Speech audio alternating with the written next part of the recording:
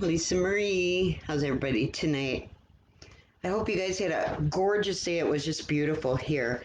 If you are watching, let me know where you're watching from, live or the replay.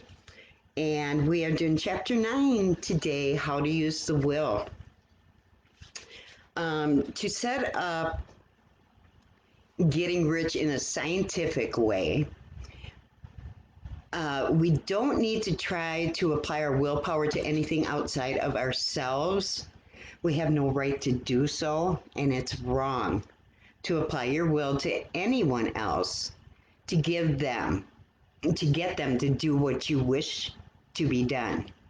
It is wrong to coerce them by mental power. You can't do that either. So if it's just as bad as physical power. Hey, Nicholas, how are ya? Good to see you.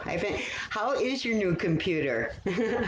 I've been anxious to hear your thoughts on that and if it's going well. We're talking chapter 9, how to use the will. So you can't force your will onto other people, not even for their own good, because it's not up to us to know what is good for them. We don't have to, let's see, how can I say it? We don't have the right to use our willpower towards any other person, ever. If you force your will onto other people, you are only just defeating your whole purpose. You're going to stop in your tracks. You're going to go backwards. You don't have to use the willpower to put thoughts out there into the universe that could be mean or rebellious in any way. You only need to use it in keeping yourself thinking and acting in the certain way. Okay. And we talk about this certain way, thinking in a certain way, doing things in a certain way. And this is throughout this book. It's, this book has been doing amazing things for me. And I'm truly enjoying it. I'm truly enjoying the value that I am getting out of it. Hi, Melody. How are you, sweetheart? I hope you're doing well. Good to see you. Thanks for hopping on. Okay. Let's see.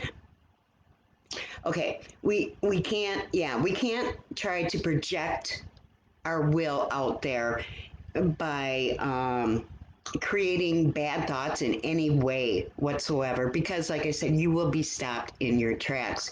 You're defeating that whole entire purpose. And we need to keep that mind to form a mental image of what you want and keep your mind working in that way. Okay? Don't even stop to think about what others are thinking about you. It makes no difference. They're not living your life. You are. So why not, put your mind in a positive vibe and determine your future? You can do that. You can picture your future. And then it doesn't have to be perfect at first, because believe me, mine wasn't. Not anywhere near. And mine changes. It changes almost daily. It does. The reason being is because it was hard to get that initial thought there, because if you're not used to thinking that way, now you are switching your whole paradigm and you're trying to think in a different way, a way that's going to benefit you, not hurt others. We have to do this in a creative fashion.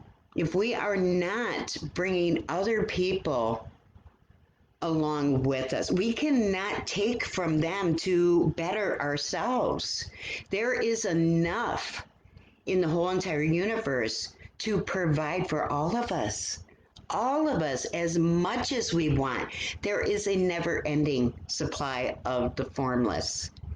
And the formless is what gets everything started. and it is going to progress. The more you do it every day, um, you're gonna get those details, and then when you start feeling it with your emotions, it's like that's the secret sauce. That is when magic starts to happen.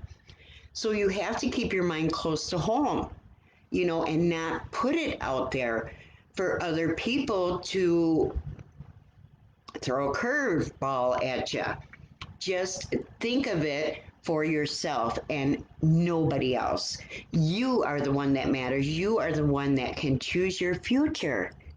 I just think that is so cool, and it's difficult at first, but think of it this way, everything that we learn in life, everything that we try to accomplish, um,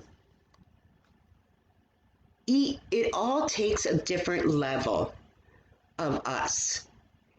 You're not going to reach that level until you become that person that can do that level. You have to become a different version of you. So you're always increasing. This whole universe was meant for increase. We are nature friendly. Nature does that for us. So if you plant a seed, 10 more come. And it's just a never ending continual cycle. And it's all for the better good of all, not just one. I think that is the key. There's selfish people out there. There's greedy people. Um, those kind of people need to stop and realize there is enough for everyone. There absolutely is. If the formless runs out, there can be more created. It's just a never ending thing. You put that thought into the universe, and then it starts, what's that word? Permeate and penetrate the universe, It's like just all those vibes, all those emotions. Emotions is huge. You got to feel it emotionally, just like it's already happened. You are already experiencing that. It almost seems like I'm kind of repeating myself a little bit, but this book focuses on those principles, and they are throughout the book. So I suppose that's why I feel like I'm repeating, but obviously these are very important points. So like, if you want to be rich, you don't go out and start studying poverty. Medicine as a science of disease has increased disease. You know what I mean? If you think about health, you will create health. If you think disease, you are keeping yourself diseased. You know, religion as a science of sin, what has that done? It has promoted sin. Why? Because everybody's thinking about that. You can choose what thoughts go into your head, and you can just make it more visual, more emotional, more spiritual every single time you do it. And you just got to get better at it, just like anything else that we learn. You didn't know how to do it at first, so you keep doing it. Pretty quick, it's like you're doing it unconsciously. You are putting all those principles into your life, how you're living, how you treat other people. I hope that makes sense.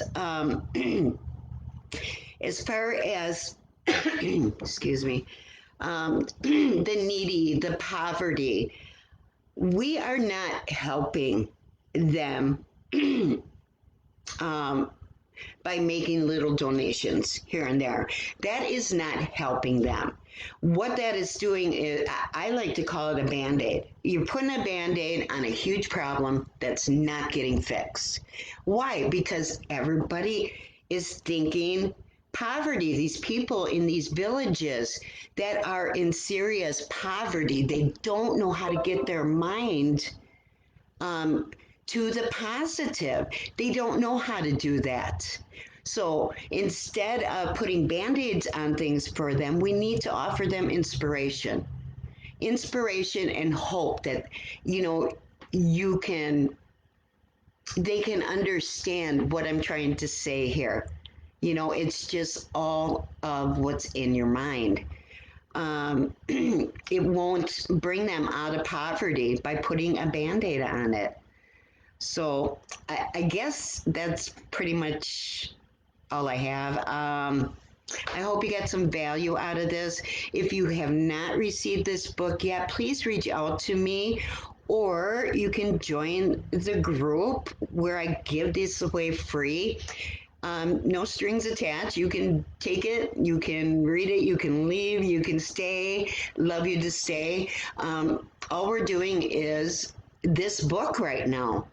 And I go on here a couple times live every week and I give my analogy of each chapter. I hope I'm doing a good job. I think I am for what level I'm at right now. There we go. I like that. Okay, I'm out of here, guys. Have a great night. Bye. Thanks for watching.